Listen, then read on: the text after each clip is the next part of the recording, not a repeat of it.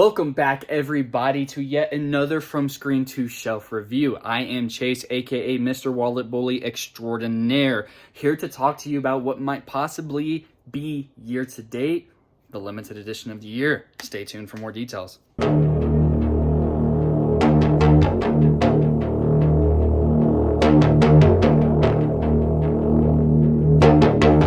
Alright guys, today we are going to be talking about something that I am bursting at the literal seams. I know I say that a lot, but I just get really excited very easily.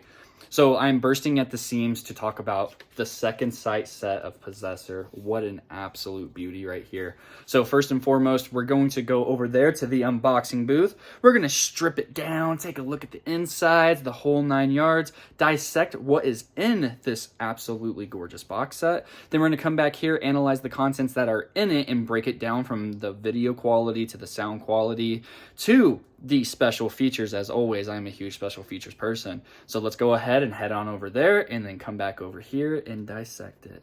Let's go. Look at that right there.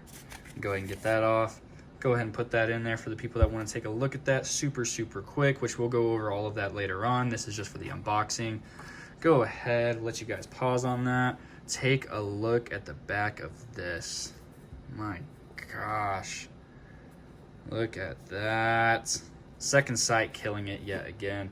Let's take a look at the innards of it. I'm gonna pull everything out all at once, just standard white on the inside for those that are curious. Let's go ahead and take a look at this absolute beauty. Beautiful. Absolutely awesome. Super stoked. I haven't read this one yet. The only thing I have left to do is read this. Has that new book smell to it.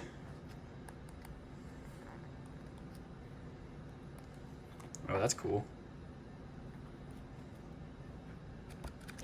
Yeah, super awesome. Super stoked to check that out right there. Always love those little booklets. I read the Crimes of the Future one for the second sight release, and that was really cool. Now we're going to go ahead and take out these little cards that come in here.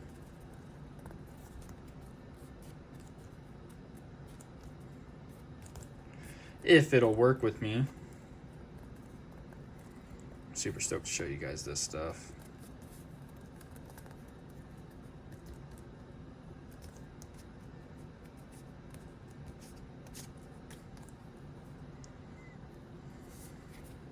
Right there. I wish I could get a poster of that and put it up right there.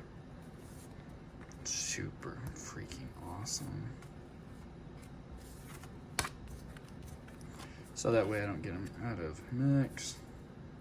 Our leading lady, Miss Zoe.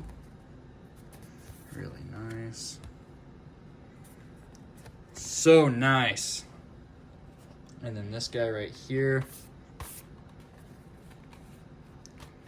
Make sure the discs are gonna fly out. Go and show you that while I have it.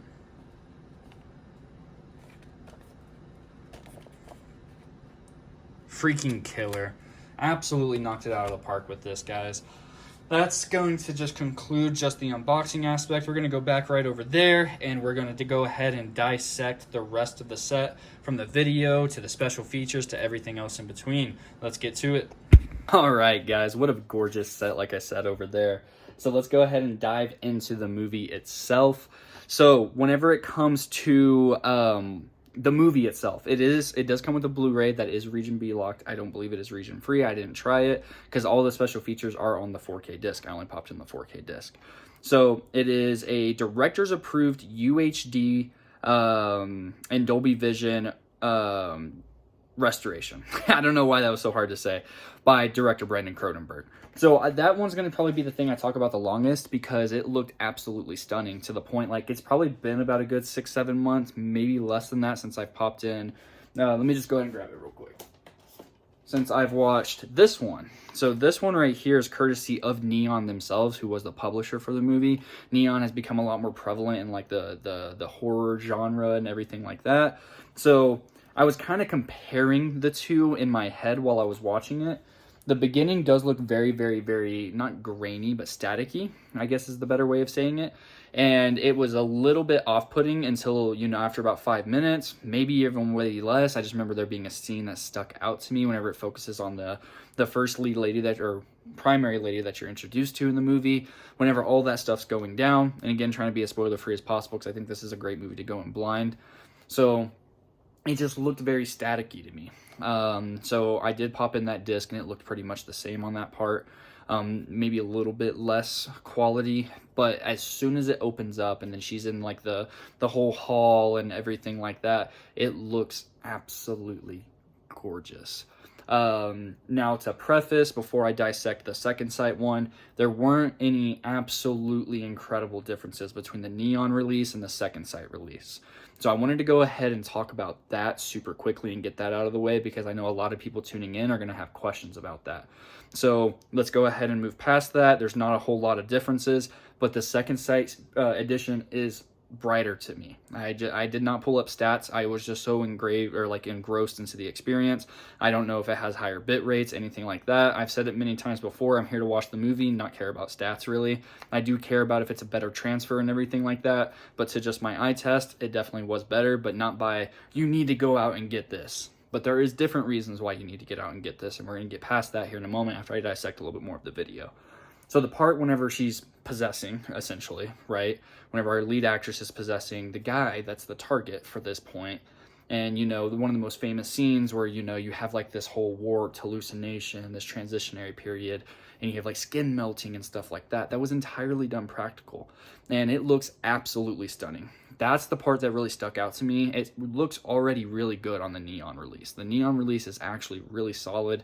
There's nothing wrong with it. Very hardly I would have improved. So that's why I was kind of a little bit hesitant on getting this in the first place, because I was like, well, the Neon release is pretty good and it's got some good special features, but we'll get on later why I ended up pulling the trigger on this. So it definitely is the definitive way to get it. I don't know if there's a better encoding or anything like that, but it definitely looked better to me on a comparison. I didn't watch both of them side by side or anything. I just skipped to certain scenes that kind of stuck out to me. Like I said, the beginning entrance, whenever the initial lady that's possessed and stuff like that, or being taken over, whenever it transitions to like the more open room and everything, and then, you know, the whole assassination aspect starts happening. They look great on both of them. So even if there's nothing on this that I'm about to go over that's worth it, the Neon set's just perfectly fine. But the second sight scene during that, especially towards the end, whenever you have a lot of blood and everything like that, whenever you're in the dark kitchen, the HDR really, really looks very nice. It just looks very clean. It looks better than I've seen it. So we're going to go ahead and move past the video. The video does get a huge thumbs up from me. The audio sounds great. It's a 5.1. Sounds awesome. Same thing that's presented on the Neon release. But this is where this package absolutely wins me over for contender of the year, for possibly, it's going to be hard to beat. I'm still going through Green Room right now. I did get that. Maybe that movie's going to surprise me. I'm going to have a lot of fun with that, but we all know around here that I'm a huge Cronenberg, son, father, whichever one it is. I'm a huge fan of both of their filmographies. One of the special features on here is what made me buy this, because initially I wasn't going to get this set because I was so happy already with the Neon release. And that's because it includes a short film that's only ever been released through the Criterion channel, their streaming app, called Please Speak Continuously and Describe Your Experiences as They Come to You, which is to me one of my, or I wouldn't say it's the greatest to me, the greatest short film ever made. There's a lot of them. I know David Lynch has done a lot, but to me, it's my personal favorite short film I've ever seen. It's goofy, it's fun. You can tell how it single-handedly inspired Possessor. But it's the amount of special features that is on this. Whenever I was looking through it, I was like, okay, yeah, you got quite a bit, but they're probably going to be short, stuff like that. And it's going to be a lot of filler, a lot of fluff. Absolutely not. It took me almost 4 hours to get through all this stuff, including audio commentary, or a little over, including audio commentary. So it does have an audio commentary with Brandon Cronenberg, producer Rob Cotterill, Kareem Hussein, and special effects artist Dan Martin. It also has another special featurette, This Unfamiliar Life, a new interview with Brandon Cronenberg, which was absolutely phenomenal. He's a little bit less stoic than David Cronenberg, but it was really cool. The way that second sight, because this is exclusive to this set, this is a brand new featurette for that. There's a part where he's kind of standing a little bit off center like this, while you have like a whole like little projection screen right here with the kind of parts of the movie and clips playing, and it's just all over him too. and it just looks so freaking cool. It looks so cool. It just kept me engrossed, everything to what he was saying, and you can tell that this was a huge passion project for him. And when I hear it took him almost 7 years to get this entire movie done due to like scheduling issues, other people having other conflicts going on with their schedule for other movies, but he didn't want to recast or anything like that. He wanted what he was working with. It's just phenomenal. Another one on here is the Inside the Machine, a new interview with Kareem Hussein. Fantastic, had great energy. He's kind of a goofy dude. He talks about how he feels like all of Brandon Cronenberg's, and they do talk about Infinity Pool, how they all sees them as comedies, which I'm overlooking a little bit of that, because it's just like the original Texas Chainsaw was intended to be somewhat of a dark comedy, and it was very heavily overlooked and was deemed to be one of the scariest movies ever made at the time. And so I don't really see how he thinks like Antiviral and stuff like that's an all-out like comedy, but I mean, to each their own, right? To each their own. Really great dude, great character. Really liked listening to him. I loved hearing everything that he had to share. So, Feel the Real, a new interview with Rob Cotterill, who is one of the producers on there. Really, really, really, really awesome insight. He's the one that really dissects a lot of like the scheduling issues and stuff like that. He just really talks about how important this movie was to him. Now, this right here is probably one of the greatest special features I've ever seen in a movie. So, disassociating from mind and body, Zoe Rose Smith on Possessor. Why is this one of the best ones? Because sometimes movies like this can be a little bit misinterpreted. And sometimes you end up going to YouTube and stuff like that, trying to watch analysis, Tenet being an example that I'm thinking of for right now. That movie was highly confusing to a lot of people. This definitely doesn't fall in that camp. I feel like it's pretty straightforward. Some of the themes could possibly be misunderstood, but she goes in, who's our leading lady. She's the lady on the cover of the Neon release with the mask and everything like that. She goes on for 25 minutes dissecting the entire movie in a way that I've never seen. I really want more special features like this. There were elements, themes, and everything in certain scenes that I just never thought possible, but she dissects it from opening roll to the very end credits and just talks about it. She understood the mission for what she was on. She had a huge passion for this, being the leading lady, and she just absolutely kills the role. You can feel her passion while she's dissecting the movie, talking about this and that. She even talks about how she wishes they could have worked together with her and the other leading actor who she's like possessing and stuff like that, so that way they could have a more intimate, because they're one and the same entities but two different bodies, and so on and so forth if you've seen the movie. But she says that it feels like it worked to her advantage and everything like that, and then she'll break down the scene, and it's just so poetically done, and I was so engrossed the entire time I was watching that. Absolutely unreal just to hear how much one of the actresses can just dissect the movie like that. It wasn't very bare bones or anything like that. She understood the script from beginning to end, from characters that weren't hers to elements that weren't hers. It's just beautifully done. It stand out. 11 out of 10 on that special feature alone right there. Absolutely phenomenal. Camera test footage, which was really, really cool because they did a lot of practical. The only CGI in this movie is whenever they're in like a little VR room. And you'll know the scene I'm talking about. That's the only CGI, and removing some wires and things that kind of frayed into the scene. Otherwise, they did a lot of manipulation through the camera, through practical effects. That way it aged better, right? He's huge. Brandon Cronenberg, I very strongly believe it was in this, is huge on his movie standing the test of time, right? So, effects show and tell with Dan Martin, another great one, dissecting like one of the most beautiful scenes in the movie, explaining how it gets done, everything like that. Absolutely wonderful experience to be able to enjoy that. Archive featurette, A Heightened World, a look at Possessor. Archive featurette, Identity Crisis, bringing Possessor to life. Archive featurette, The Joy of Practical, the effects of Possessor. Deleted scenes, really cool. And again, the very important short film, Please Speak Continuously and Describe Your Experiences as They Come to You. And then trailer. The trailer has absolutely amazing soundtracks, and a very unique trailer, to say that. Very well done trailer. So overall, as a package, 11 out of 10. I'm not even kidding. Like, I always say, and I've become known for saying that, like, the special features aren't enough, you know? But the thing is absolutely every single thing about this one just kills it. And especially, you know, some people are going to wonder, you know, like there's a couple in there that talk about the same special effects and stuff like that. It says, you know, dissecting the special effects, everything like that. But the thing is this isn't like one of those stuffed ones that I've watched before. Like My Bloody Valentine was one. It had a lot of stuff on there that really ran that special features runtime. But all in all, it ended up kind of talking about the same thing through different lenses. This one gives you different perspectives through different lenses with different answers and different questions on every single one. There's not a single thing that was giving me the same bit of information that another featurette had given me. Nothing was repetitive. Everything felt new, and I felt like I was getting engrossed into a world that I already really cared about onto a whole new degree. This movie, I have found a newfound appreciation through this second sight set. Already being a fan of this movie. I'm a big fan of Antiviral.